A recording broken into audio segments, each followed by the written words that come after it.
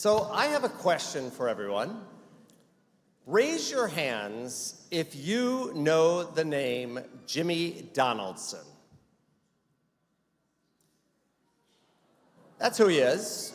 You may know him. Maybe this next video will help you identify him.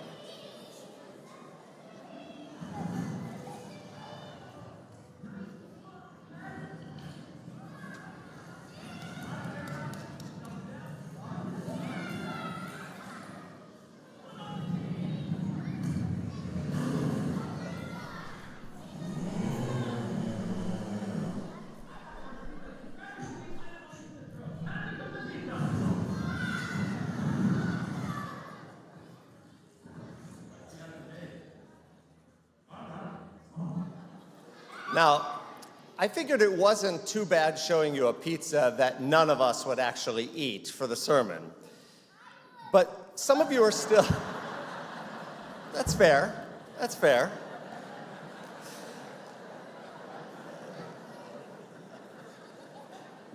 Some of you still may not know who it is that I'm talking about, but his name is colloquially MrBeast. And what you saw is actually just one side of his personality. Here is the other side of what he does.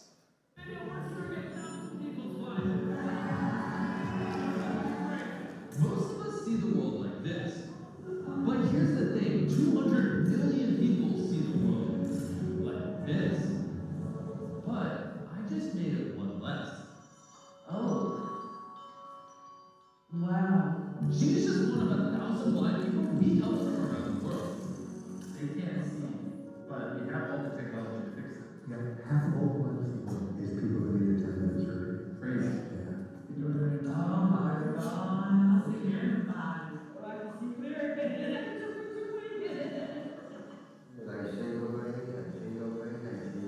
If you're wondering how the surgery allows people to see again, it's because the lids in their eye got so cloudy that they can't see through it. So the surgeon uses a tiny vacuum to suck up the clouded lid. Whoa, it's sucking. And replace it with an artificial one. This surgery is that simple.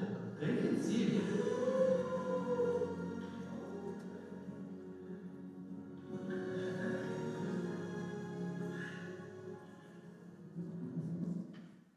So, for those of you who still don't know who it is, MrBeast is a social media star with over 200 million followers.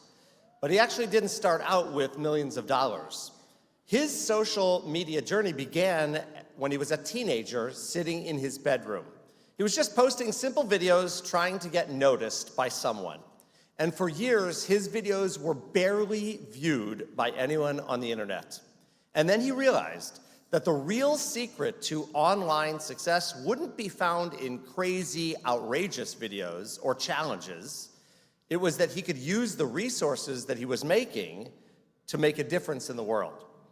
And once a few people started watching, he made the decision to give a significant portion of all of his income to people who are in need. And it was a game changer. In time, people started tuning in, people were watching, and he turned his entire internet channel into a machine for good, helping people on a massive scale. Now, in a surprising way, it actually speaks exactly to the heart of Yom Kippur, because today is more than just about fasting. It's about transformation, or becoming a better person and making a difference in the world. So recognizing that no one in this room is a social media star, the question is, how can we, regular people, actually make it happen?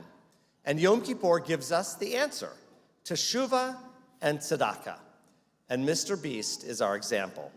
You see, when we typically think about Yom Kippur, we are connected to the process of teshuvah. It's a Hebrew word that actually is translated as repentance, but it really means to return.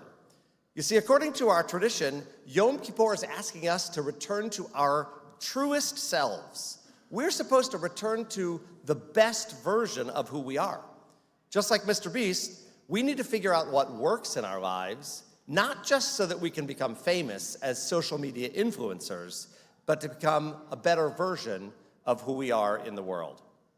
Repentance on Yom Kippur is a chance to ask some questions.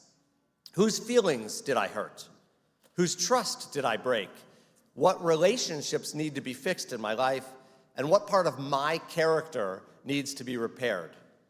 Maybe you borrowed somebody's toys and didn't give them back, or you said something mean at school to a friend. Maybe you let a friendship fade away, or you spoke meanly to someone in the rush of a moment.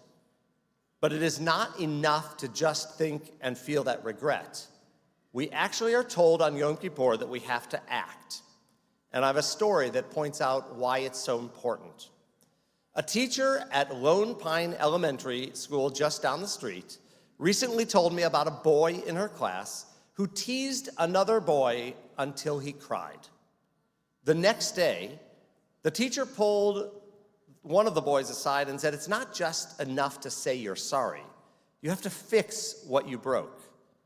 Now, a few days later, the first boy sat down at recess, he wrote a note to his friend, he walked out to the playground, and he gave the other boy a hug.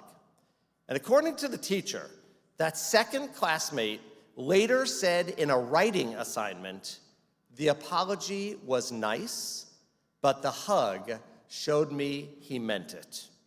And the sages of Jewish tradition also understood this. You see, they noticed that when a friend was embarrassed or bullied, their face would turn red and they might cry.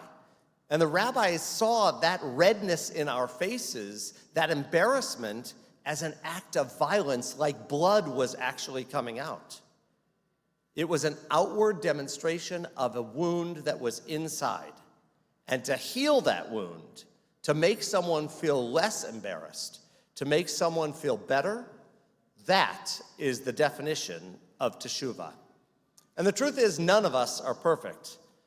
But that imperfection is actually what's beautiful about us. According to a Jewish story, there was a king who invited all of the musicians of his land to play in front of him. One by one, they performed, each of them trying to impress the king. One man played a violin, one man played his other instrument, a clarinet. But at the end of the day, after so many instrumentalists had come in front of the king, one old man with a battered viola came forward to the king. The strings were worn out, the wood was cracked, and yet when he played, the king started to cry. Afterwards, the king's assistants asked him, "Why was it that that one broken violin moved you to tears more than all of the other perfect instruments?" The king simply replied, "It's easy to make music when everything is whole. But when something is broken and it still manages to make that beautiful music, that is true perfection in the world." And on Yom Kippur, we come before God, our family, and our friends just like that broken violin. We are sometimes cracked, imperfect, but if we try to play our song, if we try to make real music, if we do teshuvah, that is really what will change us in the long run. But I know that teshuvah is only the first step. Once we turn inside to our best selves, Judaism also tells us to look outward to others through the act of tzedakah. You see, when MrBeast is funding thousands of people to get that eye surgery, he's not just giving money, he's actually repairing people's lives. When he builds a well in Africa, he's not just a philanthropist, he is a repairman, performing an act of tikkun olam, making a difference by repairing the world. Now, I know many of you are fasting here today. Some people stay in the temple all day to study, and others just come to hear the shofar that we will hear in a few moments. But whatever your purpose is on Yom Kippur, part of your job is to be empathetic. By taking time to come here to temple on the holidays is just giving us a chance to think about others who need us. We're taking time away from food or video games or even our homework from school. We're leaving ourselves off of social media, and we're focusing on giving back. And by being people with self-discipline, we can remember that there are people who actually don't choose hunger, people that don't have the luxury of all the nice things in our homes. They still need our help. We may not have millions of dollars, but we can make kindness go viral in our own lives. By volunteering time at our food pantry or another community organization, or by donating money to a cause that you care about makes a real difference in the world. You can share your time with someone who feels lonely, and you can use your words to build someone up instead of tearing them down. It's as simple as sharing a snack with a friend who forgot theirs, or sitting with a new kid at school because you know that helping those people too will be small but meaningful acts of kindness. And a reminder of this today is going to be handed out to each of your families when you leave the sanctuary. We're inviting every single one of us to take a set of Shabbat candlesticks, because here at Temple Israel, we are hoping to light the final candle of our Lahadlik Ner campaign to secure the future of our community here at Temple Israel. And you'll find more out about it when you scan the QR code and light Shabbat candles together as a family tomorrow night. On this Day of Atonement, our actions of tzedakah, these are actually the truest form of prayer. So on Yom Kippur, we need to balance teshuvah and tzedakah. Teshuvah to repair ourselves, and tzedakah to give back to the world. Together, that is how we return to each other, to ourselves, and to God. So on Rosh Hashanah, the shofar blast that we heard was a wake-up call. But tonight, at the end of our service with that final long Tekiah Gedola, it is different. That's the last act of our sacred journey. It's a sound that seals our atonement and sends us out to the world because the shofar calls us to act, to take the promises that you've made today and turn them into a reality, to take this commitment to repair ourselves and transform ourselves into a living, breathing part of change in the world. MrBeast made kindness go viral on the internet, and that is inspiring. But we are going to make kindness and good viral right here in our families, in our schools, and in our community.